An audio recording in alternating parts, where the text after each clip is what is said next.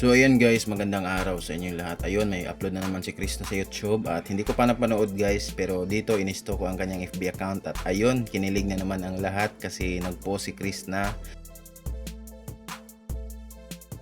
ng video nilang dalawa ni Sir Paul. Ayan, yan po yung video guys. Kung gusto nyo panoorin ng buo, search nyo lang ang kanyang Facebook, Chris na Mahusay V2.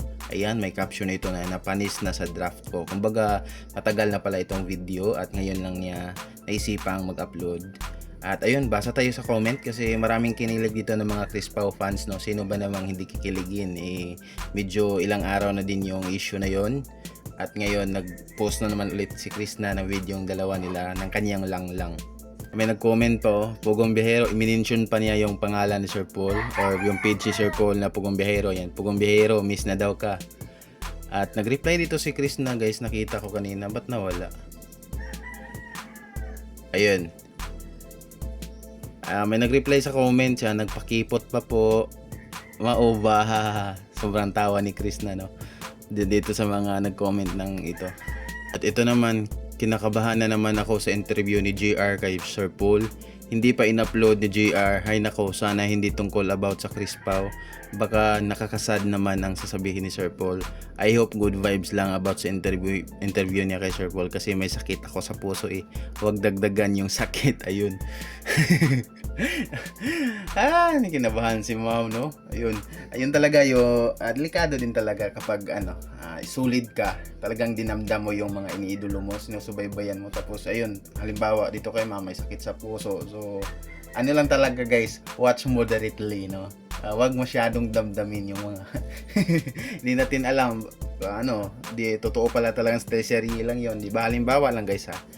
Di ba? Tapos ikaw dinamdam mo ng lubos bilang fan. So sakto lang guys.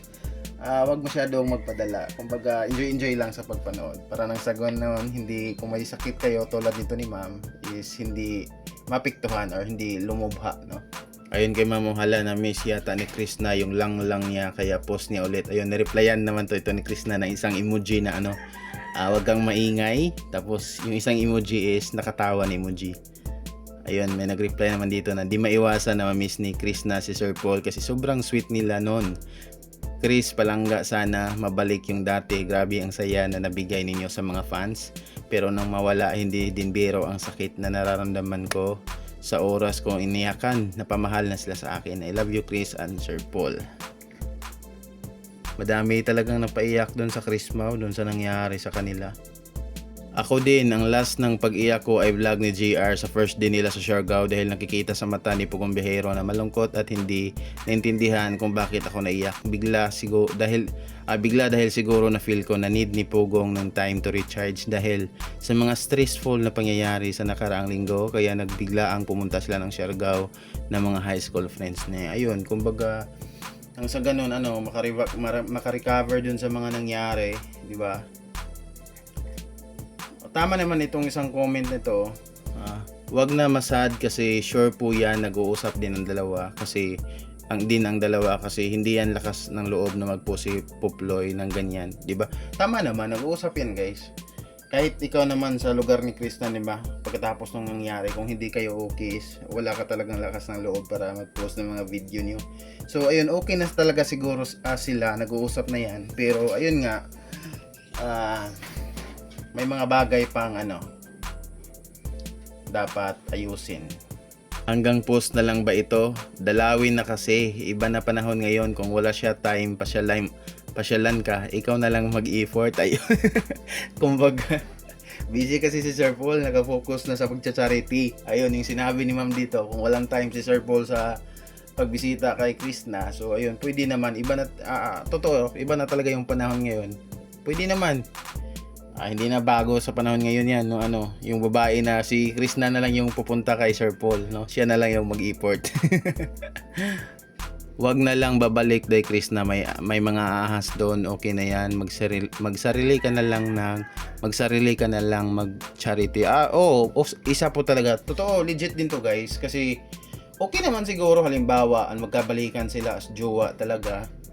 Okay naman, hindi naman siguro need porket nagkabalikan sila is babalik na din siya sa PB House, no? Kasi medyo din guys medyo medyo toxic na din yung mga ganun. Kung may mga awkward na nabubuo ba, yung galing kayo sa samaan ng loob, nakabitaw na kayo ng mga masasakit na salita sa isa't isa, no? Yung mga pangit na side, tapos ulit kayo, magtipon-tipon sa isang bahay, magsama-sama kayo. Although meron naman yung salitang pag-move on, kalimutan ang lahat, pero hindi talaga maiwasan yun kasi kumbaga may nasimula na may giitan ng nabuo, no? May hindi na pagkaunawaan na nabuo, so mahirap. So pwede naman yun na magkabalikan sila halimbawa, pero hindi magstay doon si Chris na pwede naman na bisita lang siya. Or hindi, si Sir Paul yung bisita sa kanya, si Sir Paul naman yung lalaki, di ba? So si Sir Paul dapat yung bumisita sa kanya.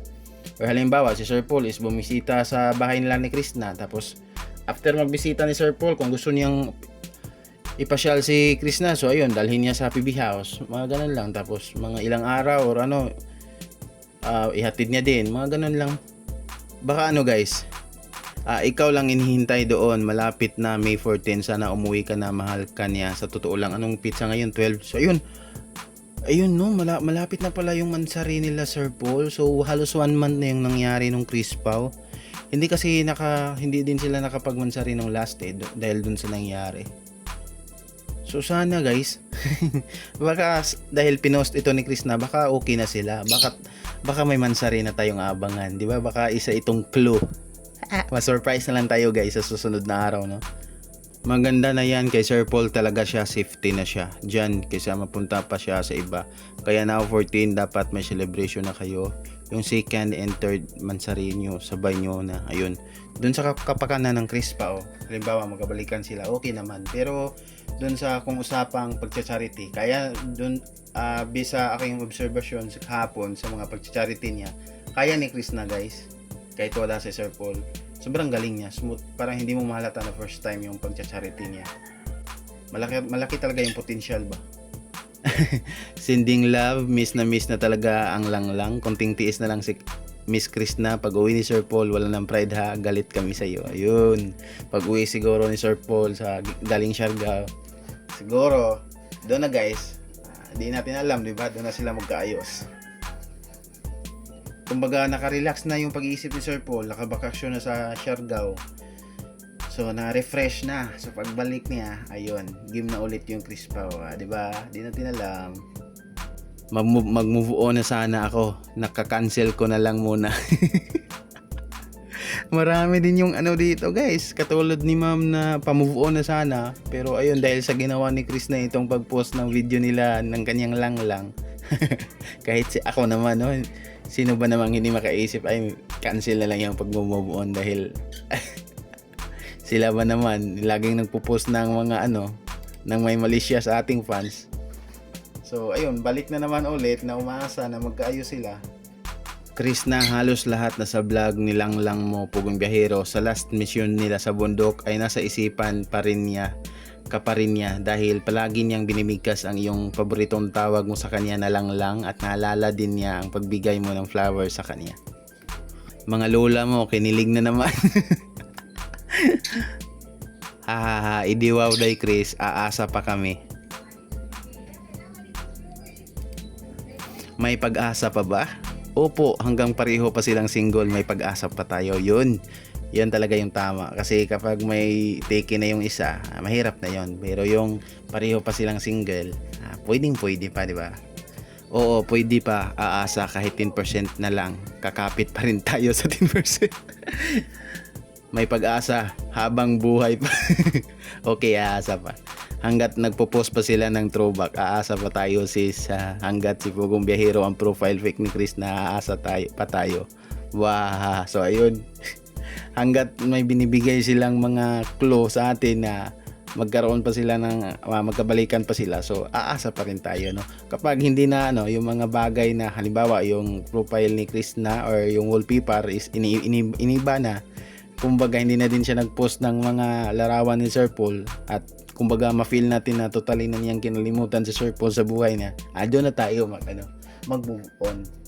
Pero ito, halimbawa ito sa ginawa niya, nagpost ng video sa kanila, mabubuhayan talaga yung mga fans ng Chris Pao na may pag-asa pa. So ayun guys, maraming kinilig, no. Marami ding umasa, alam ko. Isa niya ako guys. Maraming umasa na magkabalikan dahil nga sa in-upload ni Chris nang ito. At ayun, baka sa 14, 12 kasi tayo ngayon. Baka sa 14 may abangan tayo na ayun. Baka naman, no. Baka sakali lang na may pa-surprise la sa atin sa kanilang mansari. So ayun guys, for this video. At maraming salamat sa panonood. Subscribe my YouTube channel at i-like itong video guys, and God bless inyo lahat.